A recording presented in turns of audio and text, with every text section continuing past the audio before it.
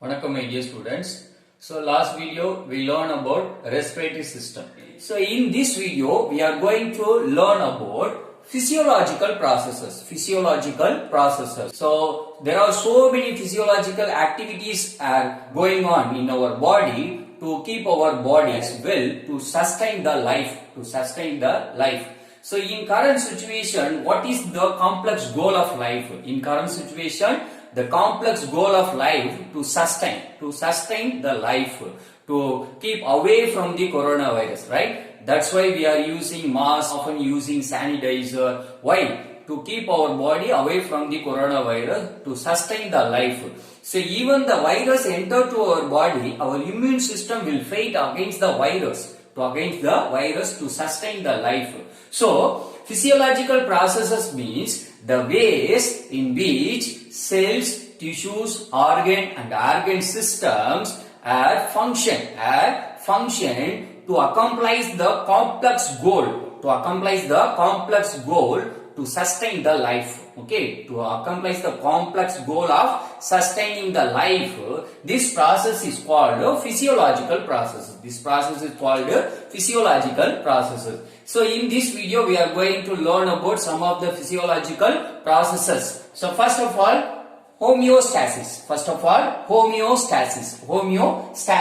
So the homeostasis otherwise called as self-regulation. Okay, so the homeostasis otherwise called as self-regulation. Okay, so here the homeostasis means the maintenance of constant. Okay, maintenance of constant, which means stable. Okay, constant internal environment of the body. Internal environment, which means inside of our body we have the particular level of water, we have the particular level of acid, base, salt, minerals, vitamins. All those compounds have the particular amount as it is environment. How the environment has 78% of nitrogen, 0.2% of carbon dioxide, then 21% of oxygen. So these are the environment constants, right? That's like our environment. Inside of our body also we have the environment. In which temperature level. Okay, so we should maintain the particular temperature level, we should maintain the water level, we should maintain the salt level in our body, we should maintain the minerals, vitamins level in our body. That is the internal environment. So constant internal environment, maintenance of constant internal environment of the body is called homeostasis. Okay, maintenance of constant internal environment of the body is called homeostasis. The homeostasis process was first described by Glade Bernard in the year 1845. But the term homeostasis was coined by Walter Bradford Cannon.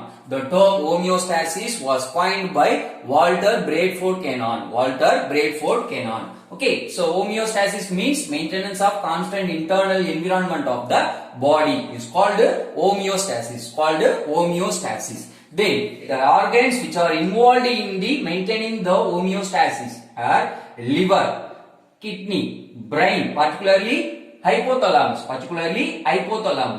Then atomic nervous system is responsible for heart rate, breathing rate. Then endocrine system will secrete many hormones to maintain the homeostasis. So these are the organs which are aims to maintain the homeostasis. These are the organs which are involved to maintain the homeostasis. So mammals, particularly the mammals, have the ability to maintain the body temperature, to maintain the constant body temperature despite the external temperature. So for example, when summer season, our body temperature will rise, and in this condition the organs The skin releases sweating to decrease the body temperature. When rainy season, our body temperature will decrease. That time, our blood will warm in condition. Rainy season, we are feeling shivering. In that time, the muscles create energy. The muscles create energy and make it our blood as warm. We have the warm blood. So the meaning of warm blood means we are maintaining the constant body temperature. Warm means what? In between cold and heat. We consider as warm condition, right? Our blood is warm. Okay, we are warm-blooded animals. That's the meaning of we are maintaining the proper body temperature in our blood. Okay, then example for homeostasis, maintaining the constant body temperature. Constant body temperature by skin. Okay, skin will release sweating, which helps to decrease the body temperature.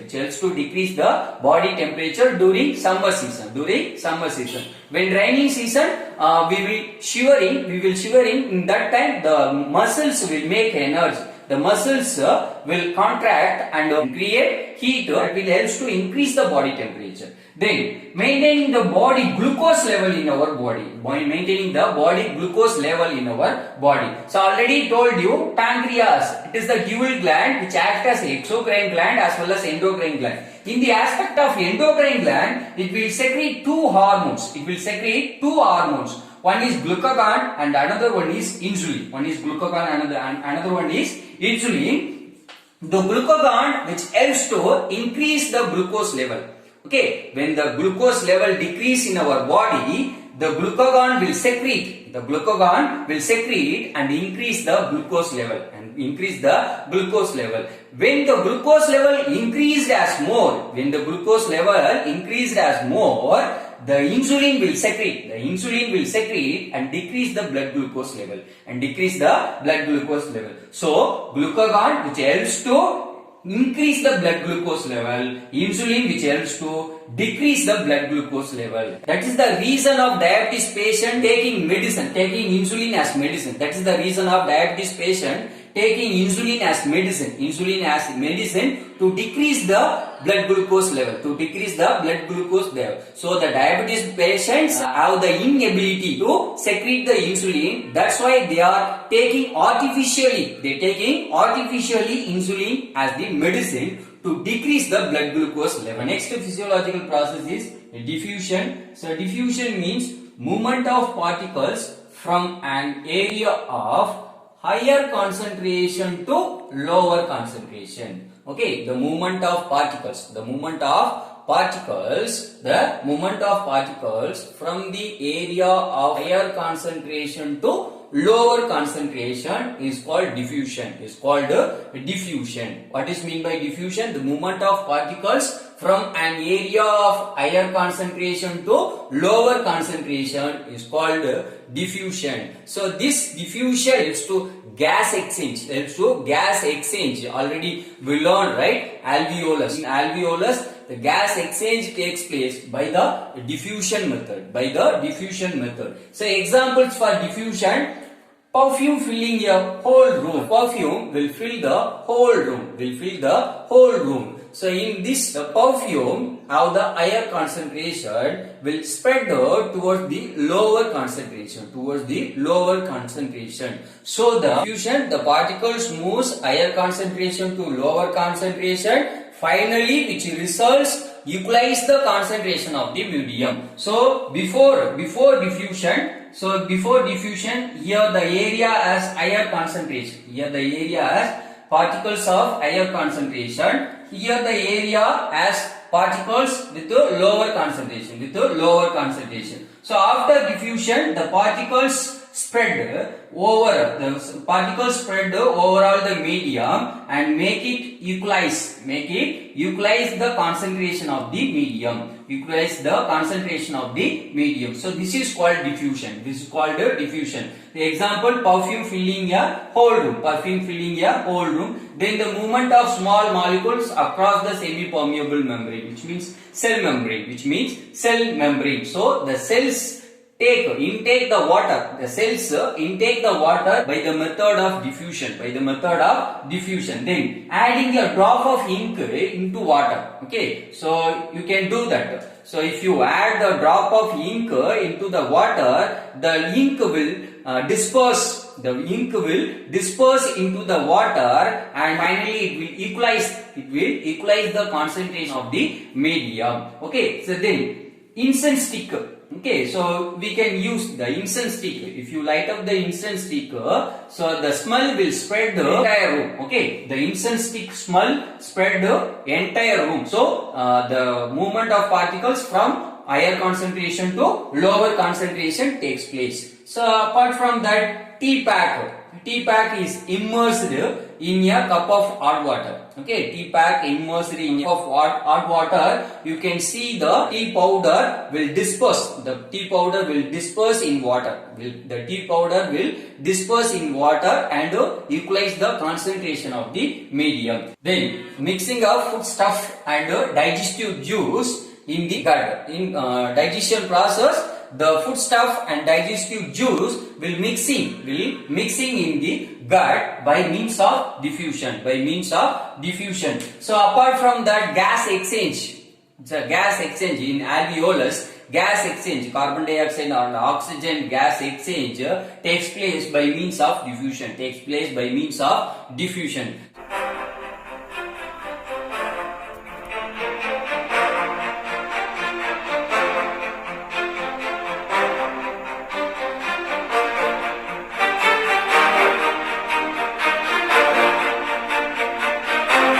So now we are going to learn about osmosis. Okay, so osmosis means the movement of solvent particles. Okay, so movement of solvent particles across semi-permeable membrane. It's an important one. Across semi-permeable membrane from a dilute solution into a concentrated solution. So the movement of solvent particle, the red color which indicates sugar molecules, blue color which indicate water molecules. Okay, so here the dilute solution, here the concentrated solution. Okay, this is the dilute solution, this is the concentrated solution. This dilute solution has little amount of sugar molecules. The concentrated solution has higher amount of sugar molecules. Okay, so this green one which indicate the semi-permeable membrane. So okay, during osmosis process, the movement of solvent particles, which means water, water molecules across semi-permeable membrane, from a dilute solution. This is the dilute solution. From a dilute solution to the concentrated solution. At the result of osmosis process, the concentrated solution is dilute. Okay, the concentrated solution is dilute by the dilute solution. Okay, the movement of solvent particles across semi-permeable membrane from a dilute solution to the concentrated solution is called osmosis. Which results the dilute the concentrated solution. And equalize the concentration of solution in both sides of the semi-permeable membrane. Called osmosis. Then, based on the concentration of solution, they can be classified into three types. One is isotonic solution. Iso means same. Iso means water, same. Okay. Iso means same. Okay. So isotonic solution, hypotonic solution. Hypo means less. Okay. Then hypertonic solution. Hyper means more. Okay. Hyper means more. Okay, so isotonic solution, hypotonic solution and hypertonic solution. Based on concentration, the solutions can be classified into isotonic solution, hypotonic solution and hypertonic solution. In isotonic solution, the concentration of external and the internal solution of the organism are the same. Okay, are the same. Okay, the concentration of external and internal solution of an organism are the same. For example, in isotonic solution, if you add our red blood cell, if you add our red blood cell with the same concentration, the water molecules will enter into the cell from the external solution. Okay, as well as the water molecules will expel from the cell. Okay, will expel from the cell. So the water molecules will enter into the cell from the external solution, as well as the water molecules expel from the cell into the external solution. So the size of the red blood cell will maintain the same size, will maintain the original shape, so there is no any changes in the shape, because they are the same concentrated solution. They are in the same concentrated solution. Okay, whereas in hypotonic solution, so hypotonic solution means external solution concentration is less, then the concentration of inner solution of organism, So here I told you hypo means less. Okay, hypo means less. So external solution concentration is less than the concentration of inner solution of organism. So for example, if you add the red blood cell, in the hypotonic solution, so if you add the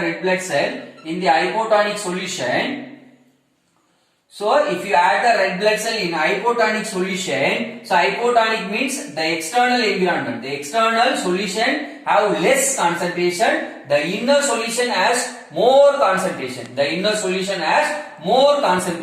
So here the solvent particles will move from the dilute solution to concentrated solution. So from the external solution to cell. Okay, the water will enter from the external solution to the cell. Okay, the water will move from the external solution to the cell, So the size of red blood cell will bulge. Okay, the size of red blood cell will bulge. Even it may lead to burst. Okay, even it may lead to burst due to enter of the water as more. Okay, so then hypertonic solution. So here the concentration of external solution is greater, which means more. Okay, the external solution concentration is greater than the concentration of inner solution. So here, when we add the red blood cell, in hypertonic solution, so here the external environment has higher concentration when compared to the inner solution. So the particles will move from the dilute solution, which means less concentration to higher concentration, So the water will expel from the cell into the external solution, The water will expel from the cell into the external solution. It will lead to shrink of the cell. Okay, it will lead to shrink of the cell.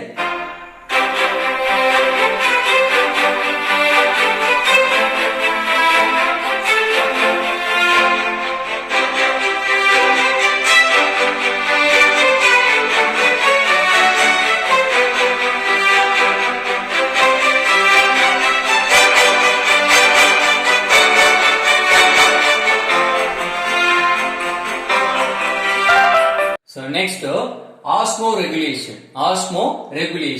So osmoregulation, the term coined by Haber in the year 1902. Okay, the term osmoregulation was coined by Haber in the year 1902.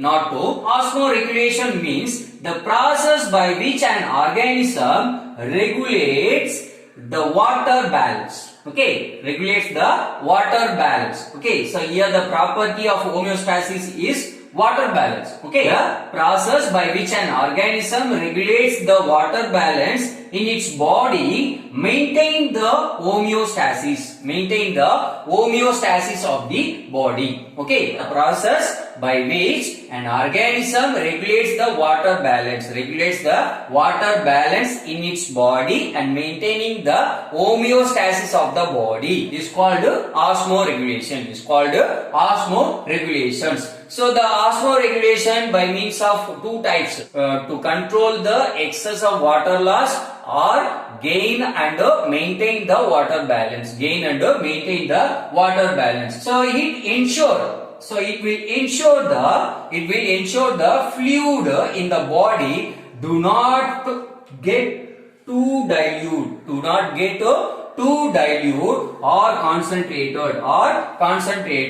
It ensures the fluids in the body do not get too dilute. Do not get too dilute or concentrated. If we have too dilute fluid or too dilute blood in our body, we are not able to stand. Often we will fall down. So even if you have blood with higher concentration,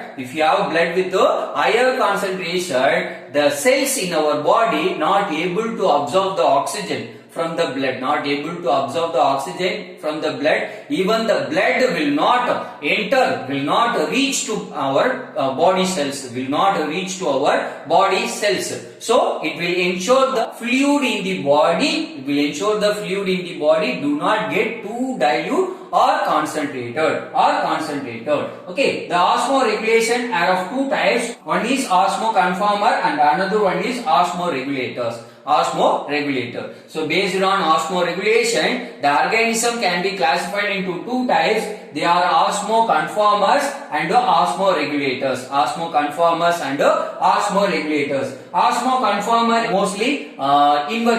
mostly invertebrates and marine animals, which means the organisms survive in the sea water. They are called as marine animals. Example, marine water fish, example for the osmoconformer. So the marine water fish present in the high salinity water, so it does not need salt. So they are trying to expel the salt from their body. And they need to absorb the water because they need water. They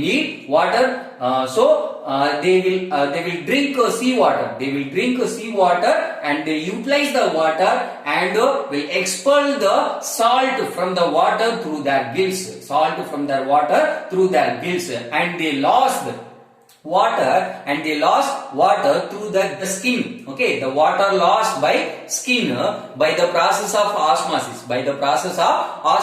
And they release very little amount of urine to conserve the water. Okay, osmoconformer means the organisms maintain the osmolality. Okay, the organism maintain the osmolality which are similar to the surrounding as it is present in the surrounding. So okay, they maintain the osmolality in their body, similar to their surrounding, They are called as osmoconformers. Example, marine water fish. Osmoregulators means the organism maintain their osmolality extremely different from their surrounding. So it has constant osmolality. So whatever the changes occurred in their surrounding, they maintain the constant osmolality. Example, freshwater fish, they need salt but they does not need water as lot. Okay, so they does not drink water, even they will drink a little amount of water. So even they take water from the food. Because they survive in the dilute condition, freshwater condition. So they are in the dilute condition, so they do not need water as lot. So they gain water through the skin. They gain water through the skin and they release water by the urine, as they release lot amount of urine. They release lot amount of urine in the dilute condition, and they absorb salt through the gills, and they gain water through the skin by the osmosis process,